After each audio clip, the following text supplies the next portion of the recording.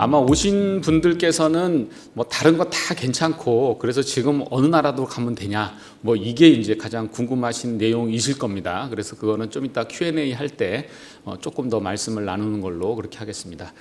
자, 그 다음에 저희 이제 마지막 세션으로 우리 김동완 변호사께서 나오셔서 해외 법인을 통한 토큰 발행 유통에서의 주의할 점에 대해서 얘기해 주실 텐데요.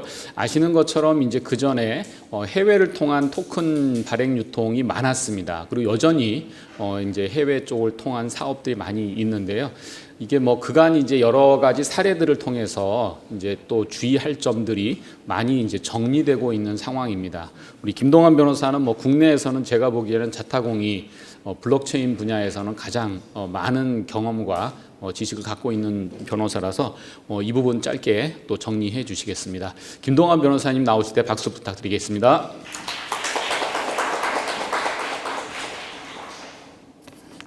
예, 안녕하세요. 방금 소개받은 법무법인 DLG라는 이름이 알기 좀 어색한데 김동완 변호사입니다. 제가 마지막 세션인데요. 일단 긴 시간 동안 강의 들어주셔서 너무 감사드리고요.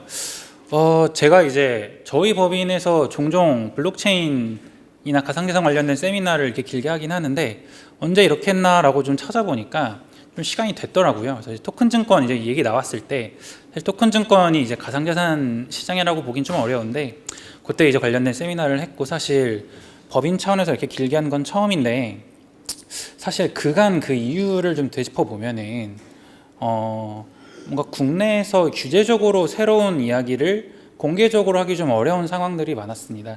사실 그래서 원래 저희가 이번에 형사 관련된 세션도 하나 준비를 하려고 했었는데 계속 형사 재판들이 끝나지를 않아서 저희가 관련해서 좀 정리하는 게 어려워서 그런 부분들도 빠지게 됐고 그래서 저희가 이제 이런 하루치 통으로 잡아서 세미나를 준비하는 경우에는 당연히 저희가 회사 홍보를 하는 목적도 있지만 이제 제 입장에서는 이제 가상자산 혹은 웹3 쪽 시장을 되게 좋아하는 사람 입장에서는 저희의 자문을 받지 않는 고객분들 혹은 이제 다른 분들도 저희 세미나를 보거나 아마 이제 또 유튜브에 많이 올라갈 텐데요. 보고서 이러이러한 부분들이 이슈가 될 수 있겠구나 라고 사전적으로 좀 파악하실 수 있을 정도로 정보를 드리는 게 좀 목적이었는데 그게 좀 어려웠습니다. 여태까지는 어려웠고 이번에 이제 7월 이제 19일자로 이용자보호법이 시행되면서 좀 고민을 하다가 저희가 최근에 이제 이용자보호법이 시행됨에 따라서 가상자산 사업자 관련된 규제이기는 하지만 여전히 가상자산 사업자를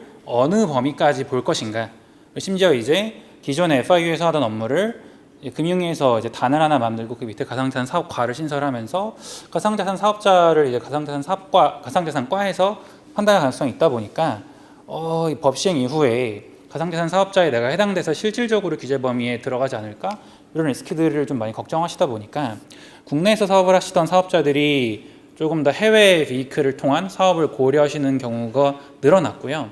그리고 이제 사업 모델에 토큰을 발행하거나 토큰이 껴있는 경우에는 여전히 예전부터 해외 법인을 통한 사업 구조화를 꾀해왔기 때문에 이 얘기를 조금 오늘 나눠보면 좋겠다 싶어서 이 얘기를 이제 처음으로 좀 드려보려고 합니다.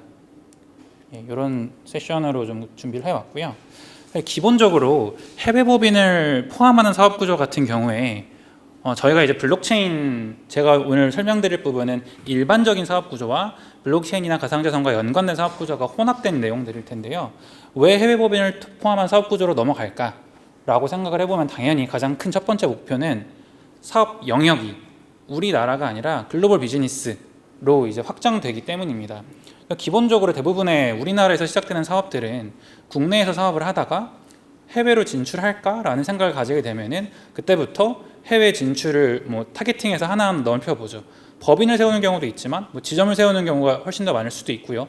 그런 식으로 조금씩 이제 해외 법인을 통하는 해외 법인을 설립하는 형태로 사업 구조를 설계하는데 가상자산 사업 같은 경우에는 우리나라 같은 경우에는 그 아래 설명드릴 두 가지 이슈들 때문에 사실상 해외 비즈니스가 아니라고 하더라도 해외 법인을 꼭 끼는 경우가 많고 그러다 보니까 사업이 충분히 성숙화되지 않은 상태에서 무턱대고 해외 법인을 설립하는 구조를 설계하다 보니까 훨씬 더 많은 리스크가 발생하는 경우도 있고요. 그리고 이제 해외 법인이 보통 있는 경우에는 해외 법인과 국내 법인 혹은 해외 여러 국가의 법인을 세우는 경우에는 각 국가에 설립한 법인의 역할이 명확한데 지금 가상자산을 이용한 해외법인 같은 구조에는 법인을 세워놓고 그 법인이 무슨 역할인지 정확히 설정이 되어 있지 않거나 사업하시는 분들도 스스로 인지가 명확하지 않으신 경우가 있어서 이런 부분이 장점이지만 이 업계에서는 오히려 이 장점이 퇴색되다 보니까 해외법인을 포함하는 사업구조를 설계하는 장점이 드러나지 않을 수 있습니다. 두 번째로 일반적으로 해외법인을 포함하는 사업구조를 설계하는 이유는 해외로부터의 자금 조달 용이성입니다. 물론 이제 많은 자산을 기반으로 본인의 자산으로 사업을 하는 경우도 있지만 기본적으로 우리나라의 지금 스타트업, 우리나라뿐만이 아니지만 스타트업이라고 하면 자금 조달을 외부로부터 끌어봤죠.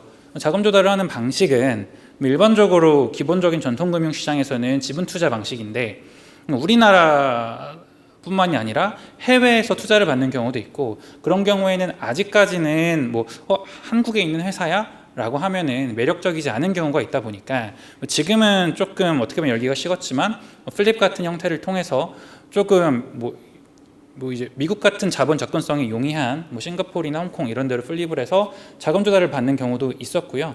이런 목적 때문에 해외로부터의 자금 조달 용이성 때문에 해외 법인을 포함한 사업 구조를 만드는 경우가 있고요. 다만 가상자산 같은 경우에는 애초에 보더레스라는 특징이 있다 보니까 어느 법인에 투자를 받는 게 아니라 크립토로 글로벌하게 투자를 받다 보니까 이 해외로부터의 자금 조달 용이성 때문에 해외 법인이 필요한 상황은 또 아닌 거죠. 그러다 보니까 이런 부분들의 장점도 좀 희석되는 측면이 있고요. 조세 부담의 최적화 부분도 있습니다. 글로벌 비즈니스를 할 때 이제 어느 국가에서 어떻게 텍스가 발생하냐에 따라서 텍스 스킴을 가장 최적화하는 구조가 있다 보니까 이런 부분 때문에도 법인을 되게 복잡하게 만드는 경우도 있고요. 이런 장점들이 일반적인 장점들이고 또 이제 가상자산 업계의 관점에서 보면은 첫 번째로는 아무래도 가상자산 사업에 관한 국내 규제의 모호성이랑 부정적 인식 때문에 우리나라에서는 가상자산 관련 사업하기 힘들어 라는 인식이 있고 이게 어느 정도 사실인 부분도 있기 때문에 해외 법인을 통해서 사업을 하시려고 하는 부분이 많고요. 토큰을 발행해서 자금 조달을 하는 어떤 그런 사업 모델 같은 경우에는 다들 잘 아시다시피 2017년부터 ICO가 사실상 금지되어 왔기 때문에 우리나라 법인을 통해서는 토큰으로 자금 조달을 하면 안 되는구나. 그러면 해외 법인을 통해서 해야겠다라는 생각 때문에 해외 법인이 발생하는 거고 그리고 아직까지 우리나라에서 규제가 명확하지 않은 원론적인 답변을 주고 있는 예를 들어서 가상자산을 이용해서 트레이딩을 한다거나 이런 가상자산 사업자의 법률 규정에는 들어가지만 사실상 규제상에 포함되지 않는 그런 사업 모델들 같은 경우에도 언제든지 우리나라 규제 당국에서 규제할 수 있겠다라는 조금 리스크가 있다 보니까 꼭 우리나라에서 B2C로 사업을 할 게 아니라면은 해외 법인을 통해서 비즈니스를 해야겠다라고 생각을 하시는 경우가 있어서 이런 장점 혹은 꼭 장점이라고 하기보다는 이 어떤 규제적인 흐름에 따라 어쩔 수 없이 만드는 게 있을 것 같고요.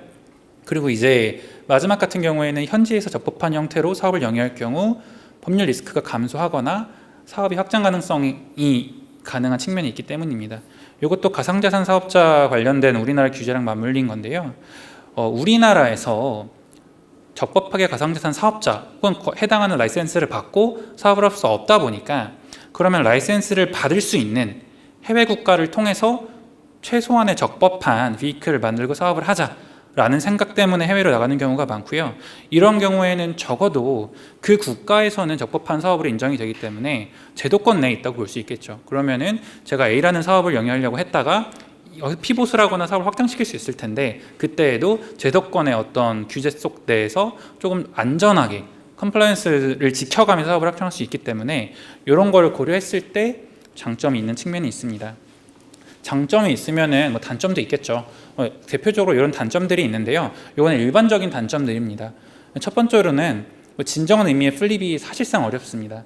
아까 설명드렸던 것처럼 저희가 이제 투자를 위해서 한국에 있는 법인을 미국으로 플립했다고 이제 가정을 했을 때 거기서 발생하는 비용은 다 차치하더라도 플립이 되려면은 사실상 한국에 있는 인원들이 핵심 인원들이 실제 미국에 가서 미국에서 거주하면서 본인이 기존에 하던 사업 활동을 해야 의미가 있는 건데 그게 사실상 어려울 수 있겠죠. 조직의 규모가 클수록 어려울 수 있는 측면이 있을 거고요.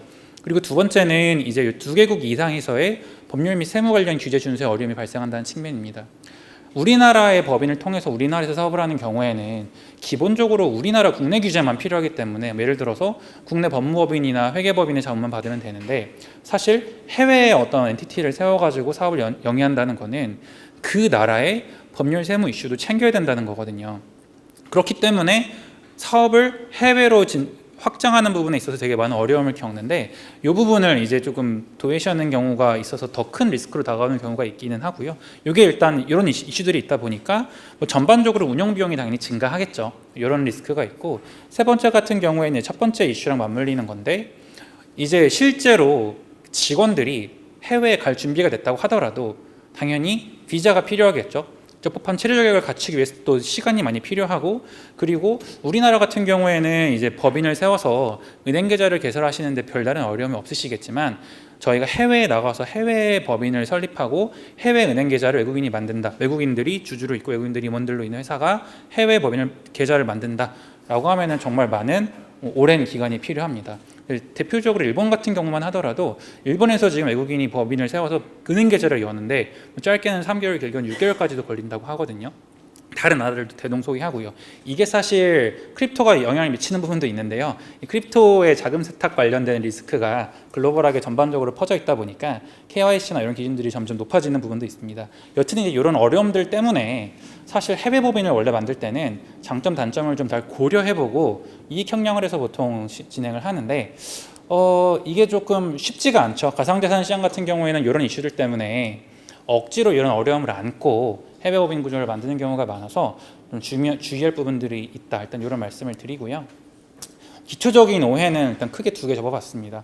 너무나 당연한 이야기인데, 현지 법인으로 사업을 영위할 경우에 국내법은 적용 안 되는 거 아니에요? 이렇게 물어보시는 경우도 있는데, 이거는 당연히 아니고요. 오히려 앞에 말씀드렸듯이 원칙적으로는 양국의 다 법률의 적용을 검토해봐야 되는 리스크가 있습니다. 그래서 항상 이제 저희 이제 그 타미 안태원 고문님이 이제 맨날 여우 곰 이런 표현을 쓰시는데, 실질적으로 이런 효과는 있습니다. 우리나라에서 사업을 이제 하는데 해외 법인을 통해서 사업을 하게 되면은 이게 우리나라의 규제 당국의 어떤 규제 영역에 포섭되더라도 규제해야 되는 대상이 해외에 있기 때문에 우리나라에 있는 대상보다 실질적으로 규제를 하기가 조금 어렵기는 합니다. 하지만 위법한 거는 맞고, 마찬가지로 상대방 회사에서도 상대방 국가에서도 우리 나라에 소재하는 법인인데 우리 나라에서 영업 활동을 안 하네 라고 하면은 아무래도 규제를 하지 않거나 혹은 아니면은 규제 순서에서 밀려나는 경우가 있거든요. 요걸 노려서 양 국가에서 그냥 최대한 좀 후순위로 규제 대상으로 내가 있어야지 라는 마인드를 가지는 경우가 있는데, 변호사 입장에서 볼 때는 그런 경우에는 사실 양쪽 국가에서 리스크가 발생할 수 있는 더 위험한 경우이고, 결국은 양 국가의 법령을 준수하는 범위 내에서 최대한 준수할 수 있는 범위 내에서 사업을 해야 되는 상황이 발생을 할 거고요.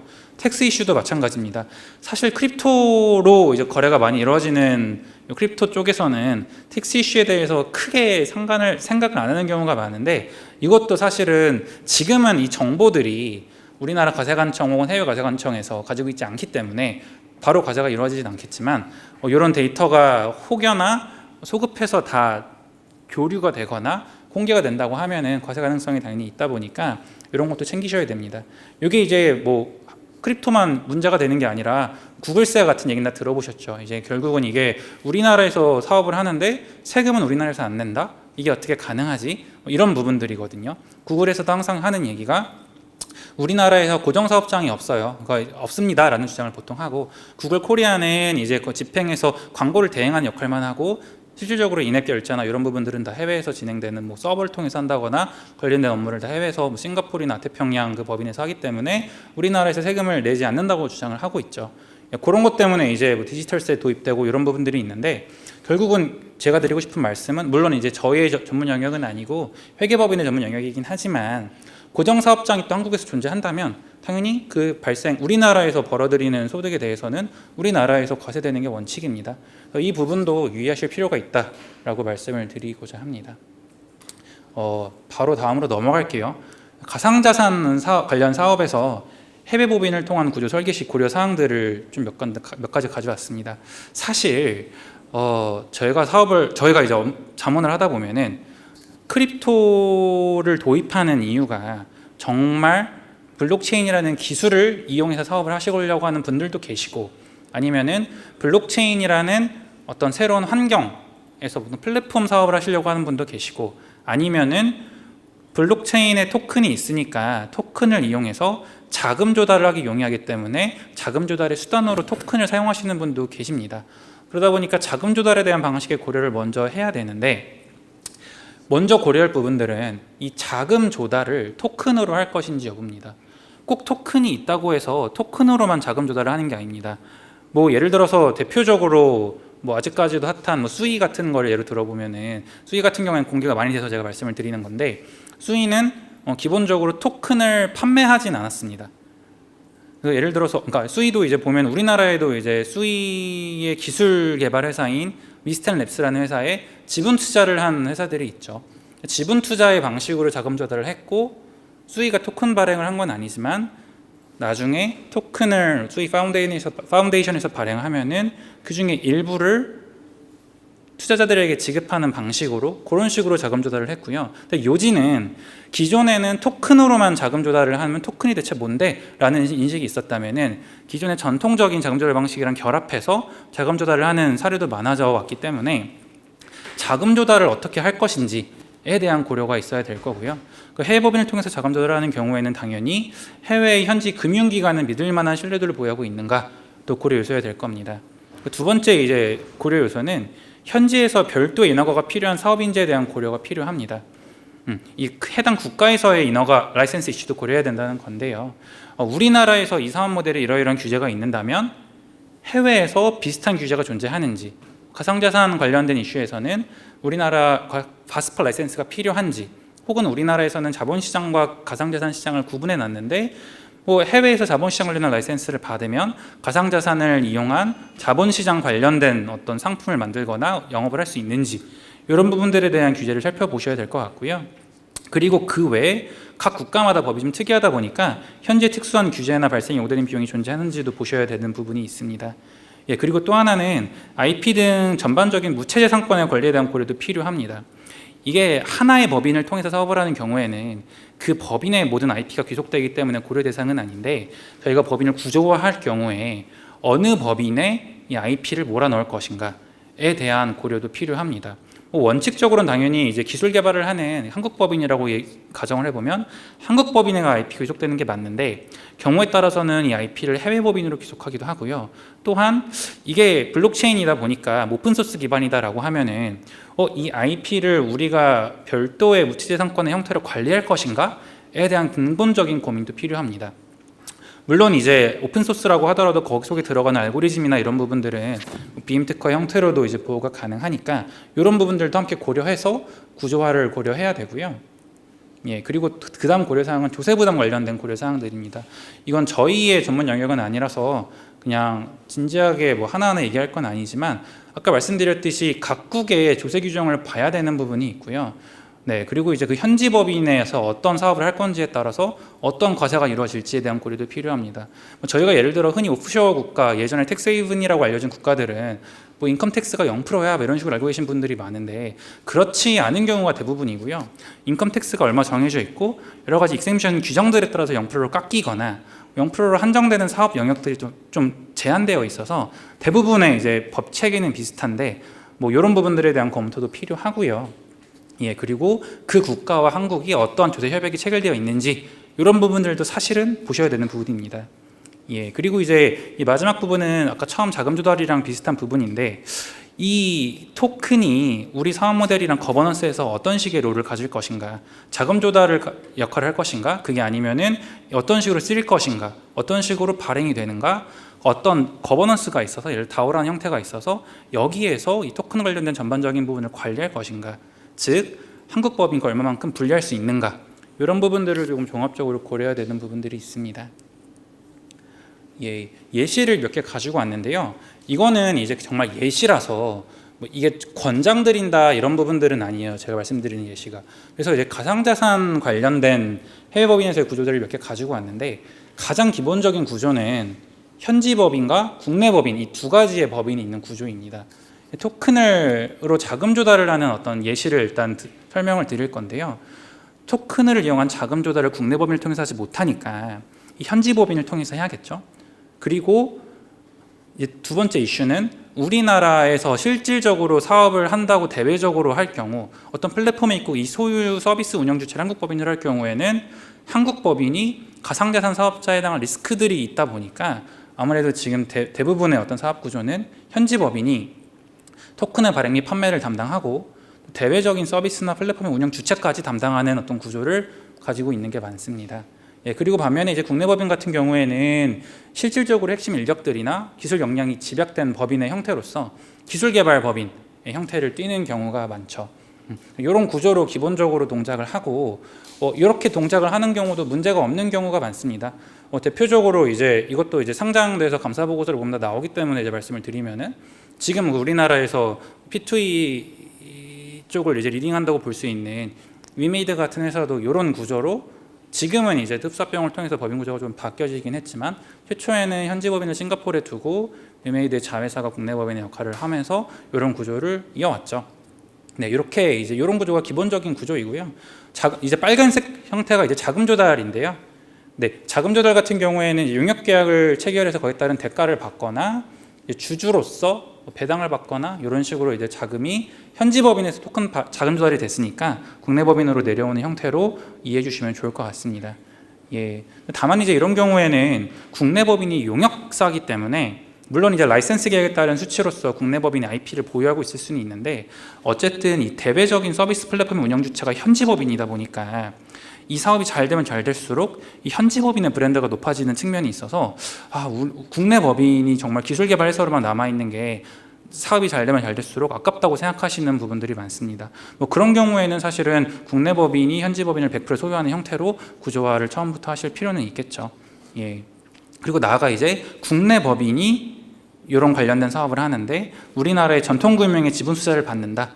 라고 하시는 경우에도 현지 법인의 이관계를 국내 법인에 일체화하기 위해서 현지 법인을 국내 법인의 완전 자회사로 만드는 것도 고려할 필요가 있습니다.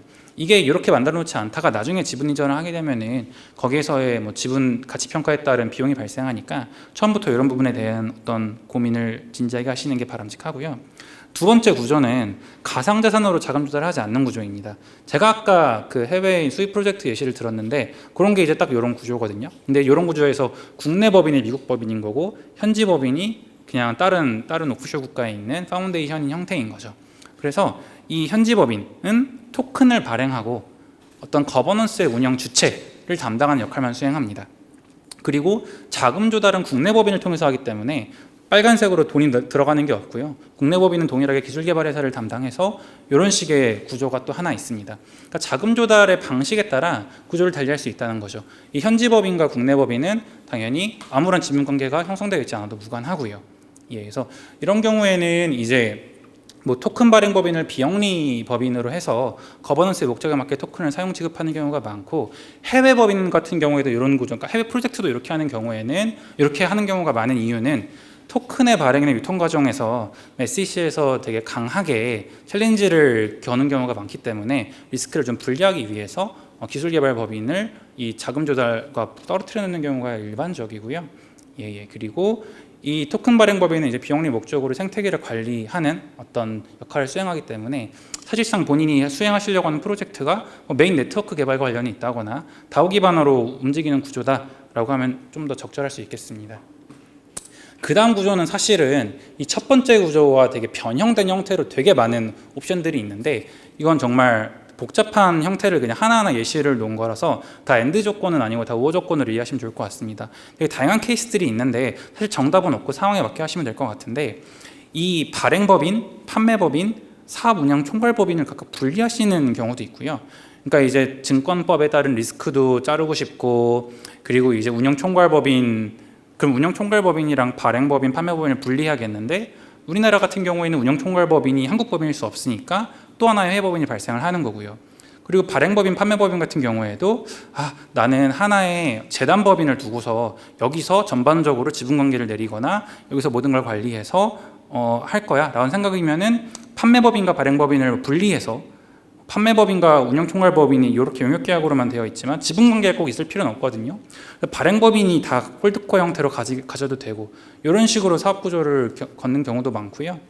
그리고 이제 이 위에는 뭐냐면은 또 이제 가상자산 시장 자체가 워낙 익명성을 기반으로 하다 보니까 본인의 익명성을 강조하고 싶다라고 하면은 뭐 특정 국가에서는 이제 뭐 비영리 법인이랑 이제 프라이빗 컴퍼니랑 서로가 서로를 소유하는 형태로 해서 이렇게 구조를 하는 경우도 있어서 선택에 맞게 좀 진행하시는 경우가 있는 것 같습니다. 예. 그리고 마지막 구조 같은 경우에는 국내 지사가 있는 구조인데요. 이거는 뭐냐면 한국에 있는 법인이 없는 경우입니다. 이 지사는 뭐 우리나라가 그러니까 지점의 의미인데 사업자 등록이나 우리나라에서도 영리 활동이 가능하지만 별도의 법인은 아닙니다. 그러니까 현지 법인이 존재하고 거기서 이제 계속 어카운트를 공유해서 끌어다 쓰는 어떤 형태이죠. 그러다 보니까 국경 간 자금 이체, 물론 이제 피앗을 기준으로 말씀을 드리는 건데 자금 이체가 편리하다는 장점은 있습니다. 다만 실제 실질이 다 현지 법인, 해외에 있는 법인에 있다 보니까 규제가 변화하거나 나중에 다시 한국 법인으로 돌아오고 싶거나 하는 경우에는 조금 더 복잡한 부분이 있기 때문에 이 부분도 조금 고려 대상이지만 이런 단점을 잘 고민을 해서 사업을 영위하실 필요가 있습니다. 그래서 일단은 가상자산 관련된 사업에서의 구조 예시들을 살펴봤고요. 그 다음에는 이제 이런 구조화를 함에 있어서 법률적인 관점에서 어떤 부분들을 좀 고려해야 되나를 간단하게 좀 짚어보도록 하겠습니다. 첫 번째는 외국한 거래 규정입니다.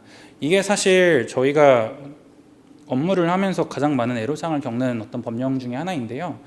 기본적으로 해외에 있는 현지 법인을 설립할 때는 지정거래 외국한은행에 해외 직접 투자 신고라는 걸 해야 되고 해외 투자하는 경우에는 또 한국은행에 증권 취득 신고라는 걸 원래 해야 되는데 크립토가 껴지면은 기본적으로 다 어려운 측면이 있습니다. 특히나 저희가 이제 현지 법인을 설립할 때 SPV의 형태로 설립을 한다라고 하면은 또 은행 계좌가 열리지 않는 경우도 있고 여러 가지 이슈들이 있다 보니까 실무상 신고하는 게 조금 어려운 부분이 있고요.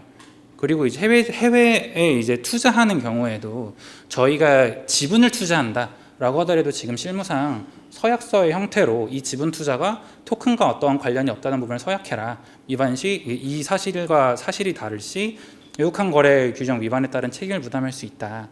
이런 식의 서약까지 쓰도록 하고 있어서 이 토큰과 관련된 투자를 국내에서 적법하게 해외로 할 때 어떤 식으로 할 수 있을까에 대한 고민이 되게 많습니다. 근데 이제 뭐 예를 들어서 이런 방식을 고민해 볼 수는 있겠죠. 이제 현지 법인이 있고 이 회사의 자회사나 손자회사를 설립하는 경우에는 규정들이 조금씩 다르거든요. 하나하나 사전 신고를 할 필요가 없을 수도 있고 그래서 한국에서 이 해외에 직접 투자하는 게 아니라 한국에서 만들어 놓은 해외 비클을 통해서 크립토 관련된 투자를 한다라고 하는 경우에는 또 사전 신고가 아니라 보고가 되는 경우들이 일부 있거든요. 그러다 보니까 이런 그러니까 우리나라에서 적법하게 사업을 하시려고 하는 사업 입장에서도 최대한 적법하게 할 수 있는 방법을 찾다 보니까 그러면 우리나라를 통해서 직접적으로 투자하는 게 아니라 해외 비클을 이런 형태로 만들어서 투자를 해야겠구나 라는 식의 생각을 하시는 분들도 있어서 이런 식으로 또 해외 관련된 어떤 이슈들이 발생을 하고요. 예, 이런 부분, 그 과정에서는 또 이런 부분들도 있습니다. 또 역외금융회사라 그래가지고 이게 이제 직접 또는 자회사 등을 통하여 증권, 채권 및 파생 상품에 투자하여 수익을 얻는 것을 주된 목적으로 하고 설립중거법령 지역의 실질적인 경영활동을 위함이 없어 설치하지 않는 회사 이걸 요건으로 하다 보니까 저희가 이 투자 목적으로 그냥 SPV를 설립하고 현지에 사무소를 두지 않는다라고 하면은 또 역외금융회사로 간주돼서 또 별도의 신고가 들어가고 이 신고 내역들은 사실은 뭐 금감원, 국세청 정기적으로 리포트 되거든요. 그렇기 때문에 역외금융회사에 해당하지 않는 방식으로 비클을 만드는 이슈가 또 하나 있고요. 이 금융회사 등의 해외 지출에 관한 규정은 금융회사 등에 관련된 규정이라 생략하도록 하겠습니다. 외국한 거래 규정 관련해서는 이런 이슈들이 있고요.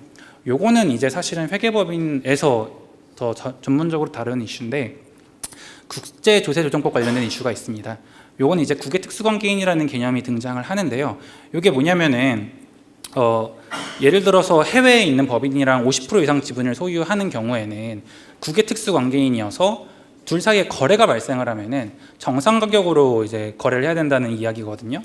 예, 그러다 보니까 제가 아까 용역계약 같은 계약들을 체결할 때 정상가격 이슈가 발생을 해서 TP 이슈라고 하는데 이런 부분들도 신경을 써야 되고요. 또 이런 거를 이제 해칭하기 위해서 지분관계를 떨어뜨려 놓다고 하더라도 그게 특수관계인 규정 자체를 보면은 꼭 지분관계뿐만이 아니라 공통의 이익, 거래의 어떤 의존도 이런 분들도 보기 때문에 또 고려할 필요가 있습니다. 마찬가지로 보고 의무들도 있어서 매년 정기적으로 살펴보실 필요가 있고요. 예, 요거는 그냥 넣어놓은 거라 이거 보시면 좋을 것 같은데 이제 다자간 금융정보 자동간 협정이 체결되어 있어서 그 해외 금융 계좌를 서로 매년 보고해주거나 UBO 정보를 보고해주는 정보가 있어서 해외 정보가 넘어온다. 그리고 2027년부터는 암호화 자산도 넘어올 거다. 이렇게 요걸 이해해 주시면 좋을 것 같습니다. 이런 이슈도 있어서 좀 대비를 해야 되고요. 그 다음에는 마지막으로는 플랫폼 관련해서는 이제 기본적으로 이용약관이랑 개인정보 처리 방침 이 두 가지가 있어서 이 부분도 고려가 필요한데, 사실 글로벌 서비스 같은 경우에는 각 국가에 맞는 법령을 맞는 약관이나 처리 방침을 만들어 놓는 게 맞지만 처음부터 그러긴 쉽지 않아서 어느 나라 국가의 법률 기준으로 갖춰야 되는지가 또 하나의 이슈입니다. 이용자 수에 따른 국가를 선택하는 게 원칙이긴 하지만 개인정보 보호 관련해서는 GDPR 관련된 규정의 어떤 컴플라이언스 레벨이 높고 그 적용 대상이 폭넓기 때문에 기본적으로 GDPR을 대상으로 조금 맞추는 경우가 많고요. 그리고 예를 들어서 한국 법령에 대한 별도의 규정을 만들어 놓은 경우가 있어요. 우리나라 법을 준수해야지라고 해서. 이런 경우에는 오히려 한국법에 적용을 받겠다, 한국에서 영업을 한다라는 의사 표현이 될 수도 있어서 조금 고민이 필요한 부분들이 있습니다. 이용약관 같은 경우에는 우리나라에서 약관규제법이 있긴 하지만 다른 나라에서 이런 규제가 다 있는 건 아니라서 꼭 소비자를 이용자를 보호하기보다 사업자를 보호하기 위한 내용들이 보통 들어가는 경우가 많고요. 예. 그리고 이제 요거는 첫 번째로 말씀드렸던 그 우리나라 법에 적용 관련된 부분이라 그냥 간단하게 말씀을 드리면은 국내에서 마케팅을 하거나 한국어 서비스를 하거나 혹은 국내 이용자 비율이나 매칭액 등에 따라서 기본적으로 우리나라에서 사업행위를 한다고 볼 수도 있고, 아니면 별도의 여기 규정이 존재하는 법률도 있기 때문에 이런 부분들도 잘 설계를 해서 만약에 해외 법인 구조를 만들려고 하면은 우리나라의 법 적용을 어느 정도까지 어느 수준으로 받을 것인가를 좀 설계할 필요가 있다. 이런 말씀을 드리고자 합니다. 예, 오늘 강의 여기서 마치도록 하겠습니다. 긴 시간 감사합니다. 예, 끝까지 잘 들어주셔서 감사하고.